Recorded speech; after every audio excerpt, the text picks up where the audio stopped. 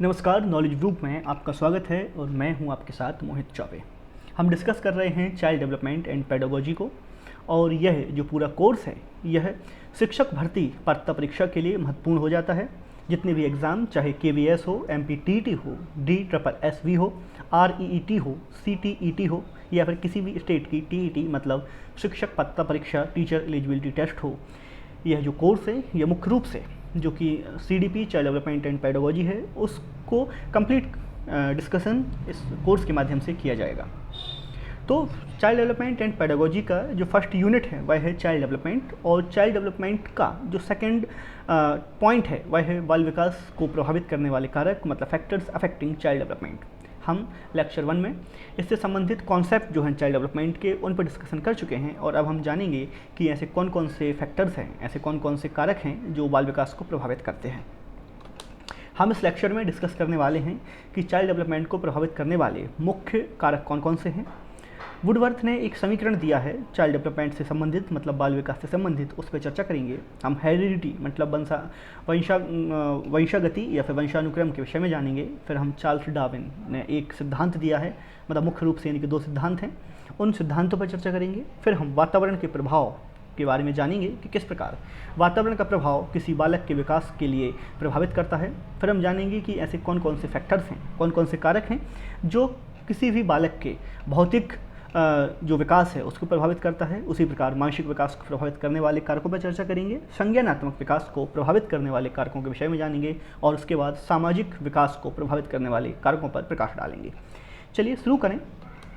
सबसे पहले 2 मुख्य फैक्टर्स, 2 मुख्य कारक जो कि बाल विकास को प्रभावित करते हैं, एक होता है वातावरण और एक होता है आपका वंशानुक्रम। कुछ ऐसे कैरेक्टर्स होते हैं जो हमें अपने वंश, अपने माता पिता से प्राप्त होते हैं, और कुछ ऐसे लक्षण जो हम ग्रहण करते हैं अपने वातावरण के प्रभाव से। तो जो लक्षण हम अपने वातावरण से प्रभाव करते हैं उनमें से हमें अपने माता पिता से प्राप्त होने वाले उन तमाम लक्षणों को छोड़कर हमारे आसपास का वातावरण, उसमें हमारे सहकर्मी मतलब पीयर ग्रुप, हमारे पेरेंट्स मतलब माता पिता, परिवार, फैमिली, टीचर, शिक्षक, समाज, सोसाइटी, परिवार का वातावरण मतलब फैमिली एटमॉस्फेयर, जीवन यापन की स्थितियाँ मतलब लिविंग कंडीशंस, और इन सभी तमाम चीज़ें जो हमारे आसपास घटित होती हैं वह किसी भी बालक के विकास को प्रभावित करते हैं। वहीं हम हेरिडिटी की बात करें तो यह कुछ ऐसे गुण या लक्षण होते हैं जो हमें अपने पेरेंट्स के माध्यम से प्राप्त होते हैं, और यह एक पीढ़ी से अगली पीढ़ी में ट्रांसफ़र होते जाते हैं, और इनको ट्रांसफ़र करते हैं क्रोमोसोम्स।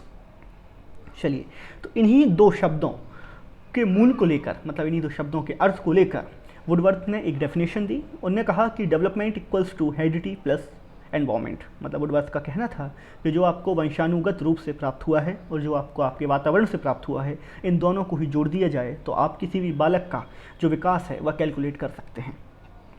ये दोनों ही चाहे वंशानुगतता हो और चाहे आपका वातावरण हो, किसी भी विकास की रूपरेखा का निर्माण करते हैं। बिल्कुल आप इस वीडियो को लाइक से सब्सक्राइब कर सकते हैं अगर आपको ये जानकारी जिस सीक्वेंस में और जिस तरीके से प्रदान की जा रही है आपको लगता है कि यह आपके एग्ज़ाम में आपकी सफलता को सुनिश्चित करती है, तो बिल्कुल आप इसको लाइक, शेयर और सब्सक्राइब करें और अपने फ्रेंड्स के साथ आगे शेयर भी करें। चलिए, अगला प्रश्न आता है कि हेरिडिटी में ऐसा क्या है, ऐसे कौन से तत्व हैं जो हमें अपने माता पिता से हमारे कैरेक्टर्स को मतलब पास ऑन करने में या एक पीढ़ी से दूसरी पीढ़ी में पहुंचाने में महत्वपूर्ण भूमिका निभाते हैं। तो हम इसको जीव वैज्ञानिक लेवल पे मतलब बायोलॉजी के लेवल पे समझने का प्रयास करते हैं। सबसे पहले हम सभी जानते हैं कि जो जीव हैं वह सेल या कोशिकाओं से मिलकर बने हैं, और प्रत्येक सेल में न्यूक्लियस होता है मतलब नाभिक होता है, और नाभिक के अंदर क्रोमोसोम्स होते हैं। क्रोमोसोम्स में DNA पाया जाता है, और DNA का एक व्यवस्थित सीक्वेंस मतलब एक व्यवस्थित क्रम जो कि किसी खास लक्षण को प्रदर्शित करता है उसको हम जीन कहते हैं। आपने अक्सर ऐसा शब्द सुना होगा कि कुछ हरकतों के लिए या किसी बातों के लिए हम किसी को कहते हैं कि ये तो उसके जीन में ही है, ये तो उसका नेचर ही है, ये तो उसके परिवार के ही लक्षण हैं। तो बिल्कुल ये जो आनुवंशिकता है यह परिवार के लक्षणों को प्रदर्शित करती है, और जो जीन हैं यह उन लक्षणों को, उन गुणों को एक पीढ़ी से दूसरी पीढ़ी में ले जाने का काम करते हैं। हम बात करते हैं कि कितने क्रोमोसोम्स एक मानव शरीर में होते हैं, तो यहाँ पर 23 पेयर मतलब 23 जोड़े क्रोमोसोम एक मानव के अंदर होते हैं, और अगर हम संख्या की बात करें तो इनकी संख्या हो जाती है 46। मतलब एक मानव शरीर में 46 क्रोमोसोम्स होते हैं। जिसमें से जो 22 पेयर हैं या 22 जोड़े हैं वो ऑटोसोम्स कहलाते हैं, और मुख्य रूप से जो ऑटोसोम्स हैं ये हमारे हेरिडिटरी कैरेक्टर्स को डिटरमाइन करते हैं, और इसलिए हम इनको ऑटोसोम्स कहते हैं। वहीं दूसरी तरफ देखें तो जो एक पेयर है उसको हम मुख्य रूप से सेक्स क्रोमोसोम कहते हैं, क्योंकि यही जो XX या XY पेयर होता है यही पुरुष या महिला या फिर मेल या फीमेल जेंडर को डिटरमाइन करते हैं, उन्हीं की पहचान दिलाते हैं। बात करें कि किस प्रकार ये जो क्रोमोसोम्स हैं ये अलग अलग लक्षणों के लिए जिम्मेदार होते हैं, तो ऑटोसोम्स की बात करें तो ये जिम्मेदार होते हैं हमारी हाइट के लिए, हमारे शरीर के कलर के लिए, हमारी इंटेलिजेंस के लिए, हमारे इमोशनल बिहेवियर के लिए, और हमारे जो विकास का क्रम है उसके लिए। कई बार आप देखें कुछ परिवारों में या कुछ लोगों में विकास की जो गति है वह काफ़ी तेज़ होती है, वहीं कुछ और लोगों में विकास की गति कुछ मंद होती है। कुछ लोगों की हाइट, परिवार के तमाम लोगों की हाइट एकदम काफ़ी लंबाई होती है और कुछ लोगों की हाइट उतनी लंबी नहीं होती। हम कहते हैं कि इनका परिवार तो इंटेलिजेंट है। कई बार आप देखेंगे किसी फैमिली में अधिकतर लोग गवर्नमेंट जॉब्स में होते हैं, अच्छे अच्छे पोस्ट्स पर होते हैं, तो कहते हैं कि ये तो मतलब पारिवारिक बुद्धिमान लोग हैं। तो मुख्य रूप से यह जो क्रोमोसोम्स हैं कई बार इनका ही प्रभाव होता है। बिल्कुल आपके परिवार का वातावरण भी आपको कुछ किन्हीं खास गुणों को प्रदर्शित करने के लिए प्रेरित करता है, वो आपको वातावरण मिलता है कि आप पढ़ाई कर पाओ और कुछ अच्छा कर पाओ। कई बार उस वातावरण के अभाव में वो चीज़ें अचीव नहीं हो पाती, लेकिन अगर हम मोटे तौर पर देखें तो जो ऑटोसोम्स हैं जो हमें परिवार से मिलते हैं वही बहुत सारे जो हमारे मतलब कैरेक्टर्स हैं उनको प्रदर्शित करते हैं। अब एक अगला सवाल आता है, और यह बायोलॉजी तो ठीक है, लगभग जनरल साइंस का ही क्वेश्चन है कि मेल और फीमेल सेक्स या मेल या फीमेल जेंडर कैसे डिटरमाइन करते हैं, उनकी पहचान कैसे होती है। तो फीमेल में जो सेक्स क्रोमोसोम हैं उनकी संख्या तो सभी मेल या फीमेल में टोटल क्रोमोसोम की संख्या तो 46 ही होती है, लेकिन एक पेयर जो एक जोड़ा है जो कि सेक्स क्रोमोसोम का, तो फीमेल में होता है XX, वहीं मेल में होता है XY। इससे अगर एक मेल है तो उसका स्पर्म, जिसको हम हिंदी में शुक्राणु कहते हैं, तो शुक्राणु में अगर उसके 23 जो पेयर हैं या 23 जोड़े हैं, उनमें से जब शुक्राणु बनेंगे तो किन्हीं एक जोड़े में, क्योंकि 23 क्रोमोसोम्स एक शुक्राणु में जाएंगे, 23 क्रोमोसोम किसी दूसरे शुक्राणु में जाएंगे, तो जो 23 क्रोमोसोम्स का शुक्राणु होगा उसमें अगर X है, X क्रोमोसोम है, और वह महिला के X क्रोमोसोम से फ्यूज़ होता है, मतलब उनका निषेचन X क्रोमोसोम के साथ होता है, तो वह फीमेल बनेगी, फीमेल बेबी का जन्म होगा। वहीं अगर पुरुष के Y क्रोमोसोम वाले शुक्राणु से महिला के X क्रोमोसोम वाले अंडे का निषेचन होता है तो वह मेल बनेगा, क्योंकि XY जो क्रोमोसोम का सीक्वेंस है, जो क्रोमोसोम का स्ट्रक्चर है, यह मेल के लिए निर्धारित किया गया है। तो इस प्रकार एक प्रश्न बनता है, अधिकांश को पूछ लिया जाता है अधिकतर, कि जो लिंग है बालक का या बालिका का, जो नवजात बच्चे हैं उनका लिंग कौन निर्धारित करता है। तो लिंग निर्धारित करने का जो मुख्य श्रेय जाता है वो पुरुष पर जाता है, क्योंकि शुक्राणुओं में 2 प्रकार के शुक्राणु पाए जाते हैं, जबकि अगर हम जो महिलाओं की बात करें तो उनमें सिर्फ X क्रोमोसोम वाले ही अंडे बनते हैं। इस प्रकार हम ये समझ सकते हैं कि जो सेक्स डिटर्मिनेशन वो मेल्स के हाथों में होता है। चलिए आगे बात करें कि डार्विन ने कुछ थ्योरीज दी हैं। सबसे पहले इनकी एक थ्योरी है कि law of segregation and dominance. Darwin कहते हैं कि जब परस्पर विरोधी लक्षण वाले जीवों के बीच संकरण मतलब क्रॉस होता है तो उनकी संतानों में विरोधी लक्षणों में से एक प्रभावी मतलब जो भी डोमिनेंट होगा लक्षण प्रदर्शित होता है, अर्थात दूसरा अप्रभावी मतलब रेसेसिव जो प्रदर्शित नहीं हुआ लक्षण प्रदर्शित नहीं होता। इसे प्रभावितता का नियम कहते हैं, मतलब लॉ ऑफ डोमिनेंस कहते हैं। मुख्य रूप से होता क्या है, जिस प्रकार हमने सेक्स क्रोमोसोम के बारे में जाना कि एक X या एक Y क्रोमोसोम मेल्स के अंदर होते हैं, ऐसे ही प्रत्येक व्यक्ति में एक ही लक्षण के लिए, मतलब ये दोनों ही क्रोमोसोम X और Y क्रोमोसोम दोनों ही सेक्स के लिए हैं, लिंग निर्धारित करने के लिए हैं। उसी प्रकार प्रत्येक लक्षण के लिए 2 विरोधी क्रोमोसोम होते हैं जिनको हम इंग्लिश में एलील्स कहते हैं। तो अगर क्रॉसिंग ओवर मतलब संकरण के दौरान कोई ऐसा क्रोमोसोम जो दूसरे किसी क्रोमोसोम के लक्षण को डोमिनेट करता है, मतलब उसको प्रभावी बनाता है, तो जो दूसरा है वो बिल्कुल रेसेसिव मतलब अप्रभावी रूप से प्रदर्शित होगा, और इसी को हम कहते हैं लॉ ऑफ डोमिनेंस या प्रभावितता का नियम। मतलब आपने देखा होगा कि कई बार परिवार में कुछ लोग काफ़ी लंबे होते हैं, लेकिन एकाएक कोई बालक या बालिका का जन्म हो जिसकी लंबाई परिवार के और लोगों की तुलना में उतनी ज़्यादा नहीं आती। तो यह लॉ ऑफ डोमिनेंस के तहत ही है कि अगर वहाँ पर रेसेसिव या फिर कम हाइट वाले क्रोमोसोम डोमिनेंट हो जाएं तो फिर वो हाइट वहाँ पर आपको उतनी प्रदर्शित नहीं होगी। वहीं दूसरा है law of independent assortment. Law of independent assort में कहा गया है कि जो चरित्र किसी भी वर्तमान पीढ़ी में दिखाई नहीं देता है वह अगली पीढ़ी में दिखाई दे सकता है। मतलब हो सकता है कि एक पीढ़ी में लोगों की सभी की हाइट छोटी है, लेकिन अगली पीढ़ी में जो बच्चे हों हो सकता कि उनकी हाइट लंबी हो या आम जो परिवार की हाइट है उससे ज़्यादा हो। तो यह प्रदर्शित करता है कि प्रत्येक जो क्रोमोसोम हैं वह मुक्त रूप से किसी भी दूसरे क्रोमोसोम्स के साथ असॉर्ट हो सकता है, मतलब पेयरिंग कर सकता है, और वहाँ पे जो भी डोमिनेंट क्रोमोसोम होगा या जो भी प्रभावशाली क्रोमोसोम होगा वह अपना लक्षण दिखाएगा। कहने का मतलब यही कि हम यह नहीं कह सकते कि हमें एक पीढ़ी को देख लेने से हम उस पूरे व्यक्ति के जो भी चरित्र हैं उसका हम एनालिसिस कर सकें। तो डार्विन ने आनुवंशिकता को समझाने के लिए दो महत्वपूर्ण जो प्रिंसिपल्स दिए, शायद आपको समझ में आ गए हों। अगर आपको ये जो पार्ट है ये समझ में ना आया हो तो आप इस वीडियो को रिवाइज करके इसको फिर से समझने का प्रयास कर सकते हैं, और अन्यथा आप कमेंट बॉक्स में लिखिए तो हम डार्विन की थ्योरी के ऊपर अलग से वीडियोस बना देंगे। चलिए बात करते हैं कि फिजिकल डेवलपमेंट को अफेक्ट करने वाले कारक कौन कौन से होते हैं। सबसे महत्वपूर्ण कारक होता है एनवायरनमेंट, मतलब हमारे आसपास का वातावरण। जिस प्रकार का हमारे आसपास का वातावरण होगा उस प्रकार से बालकों का विकास होगा। मतलब अगर बालकों को हमेशा खुशी का वातावरण मिलता है तो वह खुश मिजाज होंगे, हंसमुख होंगे। वहीं अगर उनको दुख भरा वातावरण मिलता है तो वह उतने खुश मिजाज और हंसमुख नहीं हो शायद। वहीं दूसरी तरफ एक और फैक्टर है लव एंड अफेक्शन। अगर परिवार के लोगों से उनको लगाव और प्रेम मिलता है तो बालकों का विकास काफ़ी ज़्यादा होता है, क्योंकि खुशी से लोग ज़्यादा विकसित होते हैं। वहीं अगला है स्पोर्ट्स एंड एक्सरसाइज। अगर बालकों की दिनचर्या में स्पोर्ट्स एंड एक्सरसाइज शामिल हैं तो उनका फिजिकल डेवलपमेंट काफ़ी अच्छे तरीके से हो सकता है। अगर बालक अच्छी डाइट लेते हैं और अच्छा खाना खाते हैं तो भी उनका विकास काफ़ी अच्छा होता है। अगर बालक पर्याप्त रेस्ट और पर्याप्त सोते हैं तो भी उनका जो फिजिकल विकास है या मतलब जो शारीरिक विकास है काफ़ी अच्छा होता है। अगर बालकों का जो रूटीन है, जो दिनचर्या है वह व्यवस्थित है और वो कुछ चीज़ों की खास प्रैक्टिस करते हैं, मतलब कुछ चीज़ों को दोहराते रहते हैं, तो भी उनका अच्छा विकास देखा जाता है। अगर बालकों को सोशल सिक्योरिटी या फिर फैमिली से सिक्योरिटी का एक आभास होता है तो वह फ्री या मुक्त रूप से अपने जीवन को जीते हैं और स्वच्छंद रूप से अपना शारीरिक विकास कर पाते हैं। मतलब अगर किसी भी बालक को इनसिक्योरिटी फील हो कि उनके परिवार वाले उनकी इच्छाओं की पूर्ति नहीं कर पाएंगे, उनका इंटरेस्ट किसी चीज़ में है और वो उस इंटरेस्ट को फुलफ़िल नहीं कर पाएंगे क्योंकि उनको लगता है कि उनकी फैमिली उनके इंटरेस्ट को बियर नहीं कर सकती, उनके इंटरेस्ट का खर्चा नहीं उठा सकती, तो फिर उनका शारीरिक विकास उस व्यवस्थित क्रम में नहीं हो पाता है।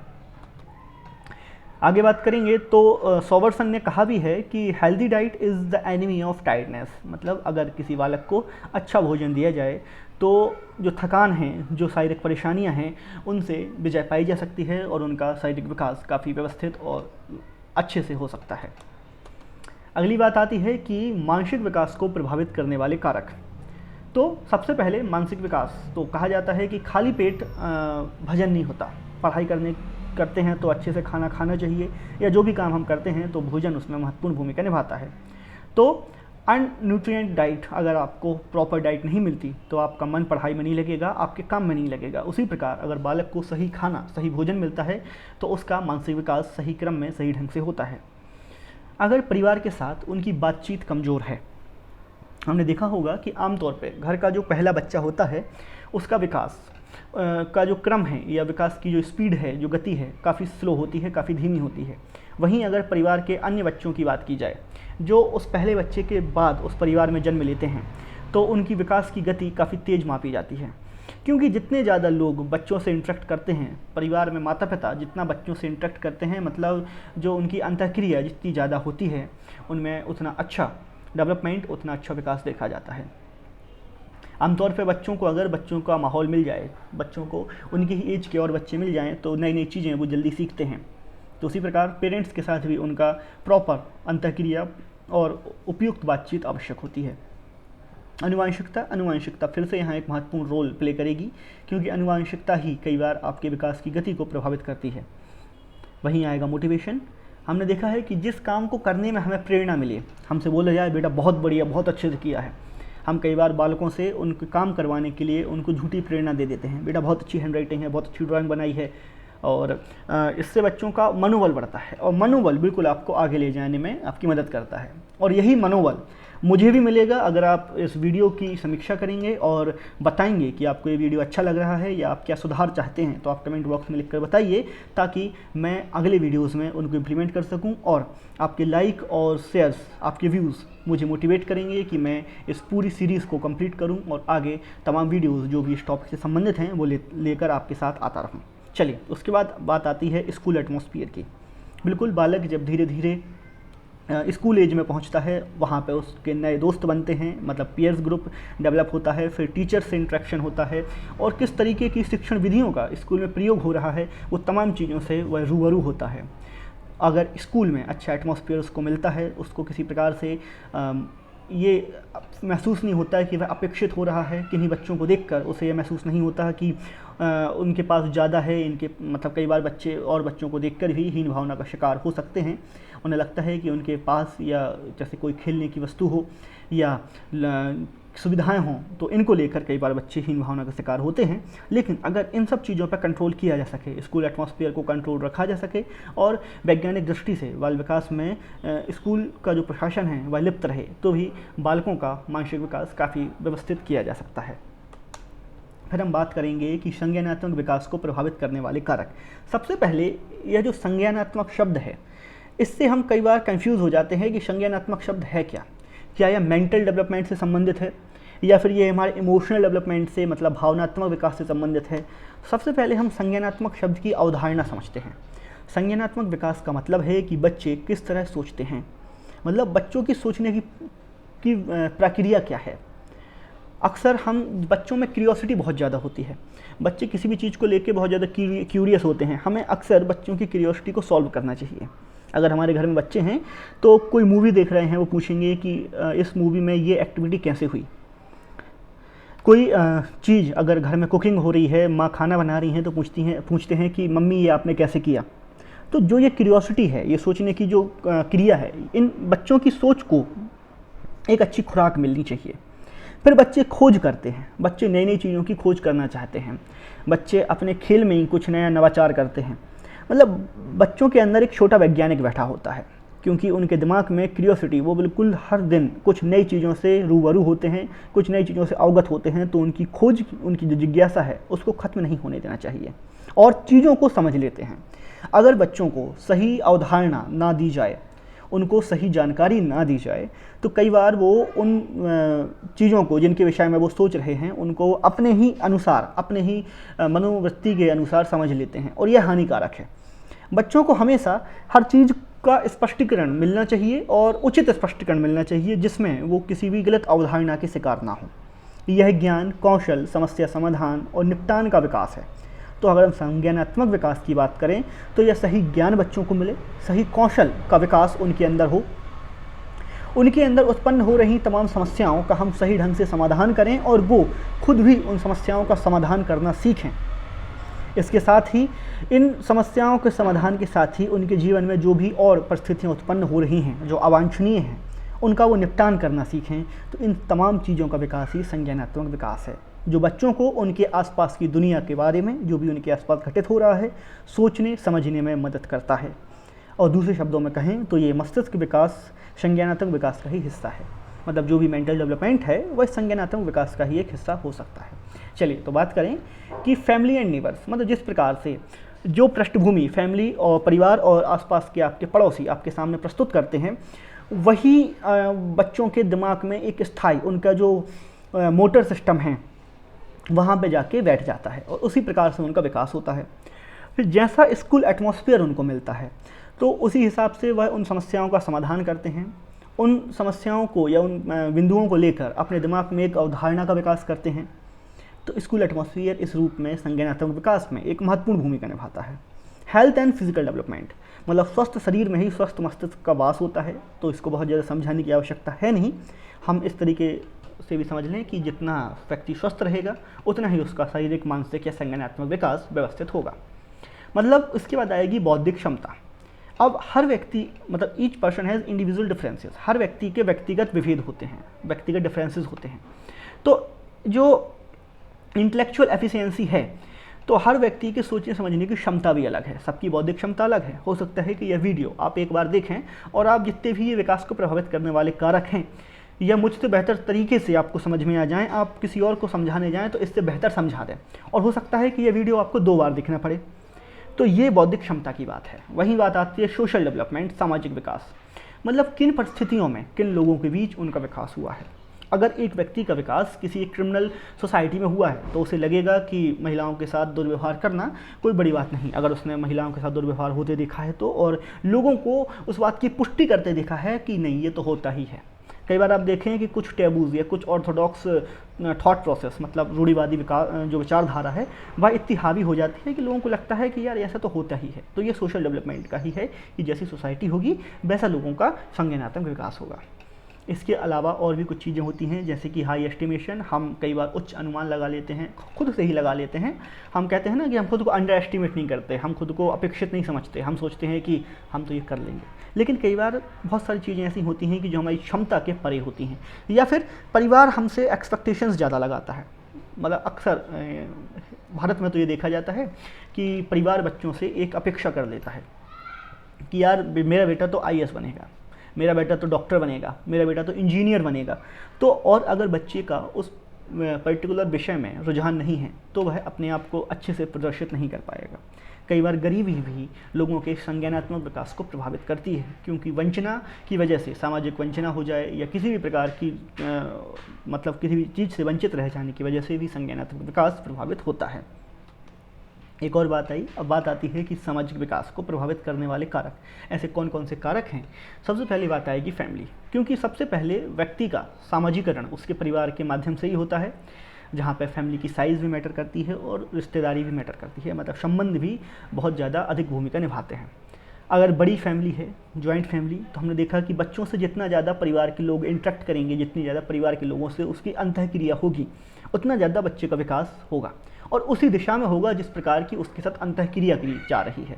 अगर एक बालक को बचपन से ही उसकी शरारतों के लिए बहुत ज़्यादा डांटा पीटा जाएगा तो वह बालक अपने आप में एक हीन भावना का शिकार हो जाएगा और बहुत सारी चीज़ें जो वो कर सकता है या जो उसके मन में एक उमंग आएगी करने की, लेकिन उस डांट फटकार की डर से वो नहीं कर पाएगा। तो फैमिली की साइज़ यहाँ इसलिए मैटर करती है कि आजकल एक न्यूक्लियर फैमिली का फैशन चल गया है। आजकल लोग एकल परिवार पर ज़्यादा भरोसा करते हैं, तो रिश्तों की जो नींव है वह काफ़ी कमज़ोर होती जा रही है।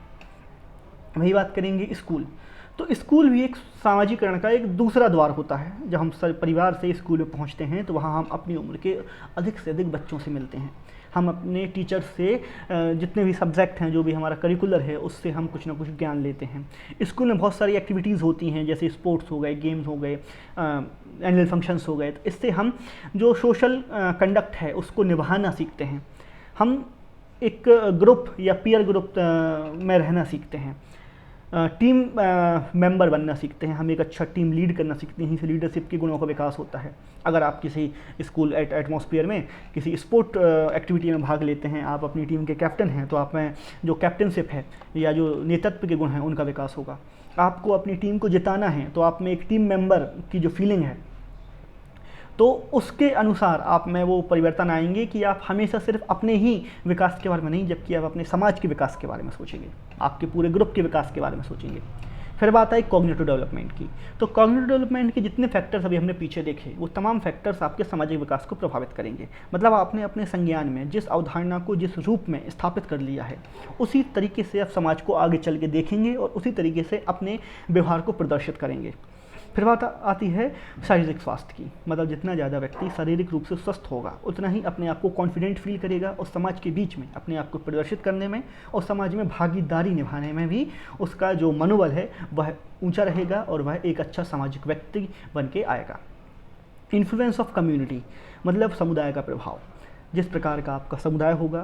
कई बार देखते हैं कि छोटे बच्चे गलत लोगों की संगत में पड़ जाते हैं। जैसे छोटे बच्चों में ही जो बुरी आदतें हैं, जैसे सिगरेट पीना, झूठ बोलना, गाली देना, इस तरीके की चीज़ें आने लगती हैं। तो ये आपका जो आपकी कम्युनिटी है, जो आपका समुदाय है, उसके प्रभाव की वजह से होता है। तो उसी के अनुसार आपका समाजीकरण होता है। वहीं अगर आप एक सभ्य और अच्छे समुदाय में रहते हैं तो आप लोगों की इज्जत करना सीखते हैं, आप समाज में अच्छे से व्यवहार करना सीखते हैं। इंटेलेक्चुअल डेवलपमेंट, वही बौद्धिक विकास कि जिस क्रम में, जिस तरीके से, यहाँ आनुवांशिकता भी प्रभाव डालेगी कि जिस तरीके से आपका बौद्धिक विकास हुआ है उस प्रकार आपका सामाजिक विकास होगा। उसके बाद आती है मनोरंजन के स्रोत, मतलब एंटरटेनमेंट के सोर्सेज।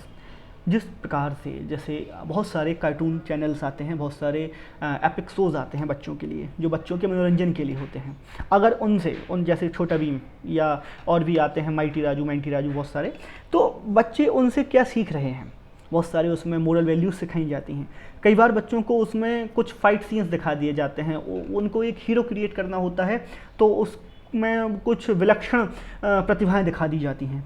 तो बच्चा सोचता है कि मैं भी वो फाइटिंग सीन्स या जो भी लड़ाई झड़ाई वाले सीन हैं वो कर सकता हूँ, मैं भी उस तरीके से वो छोटा भीम की तरह बहुत लंबी छलांग लगा सकता हूँ, मैं भी कहीं बहुत ऊपर से कूद सकता हूँ।